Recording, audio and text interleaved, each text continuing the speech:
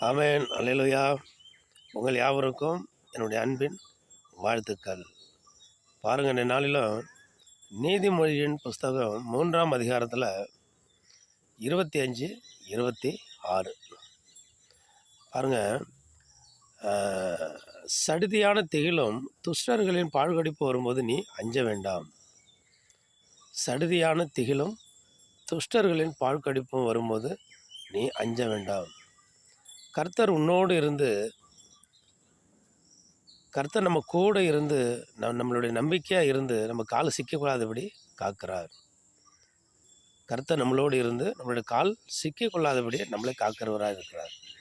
பாருங்கள், கஷ்டம், வருத்தம், வியாகுலம், மரணம், எதிர்கால பயம், வறுமை, வறட்சி, வியாகுலம், சஞ்சலங்கள், போராட்டம், கண்ணீர், துக்கம், இப்படி எதிர்கால காரியங்கள் நிறைய, இப்படியாப்பட்ட காரியங்கள் நம்மளுடைய கால் சிக்கிக்கொள்ளாதபடி காக்கிறவன் நம்ம ஆண்டவராகிய இயேசு கிறிஸ்து.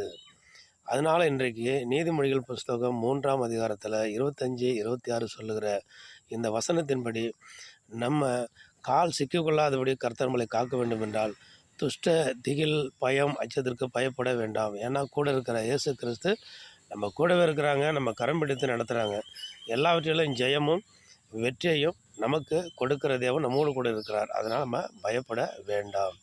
எல்லாவற்றிலிருந்து எழுந்து நிமிர்ந்து நின்று நடக்க, வெற்றி பெற நம்ம கூட இருக்கிற நம்ம எஜமானாகிய இயேசு கிறிஸ்து இருக்கும்போது பயப்பட வேண்டாம். எல்லா நன்மைகளும் நமக்கு வந்து சேரும். ஏற்ற காலத்திற்காக காத்திருப்போம். ஆமென். அல்லேலூயா.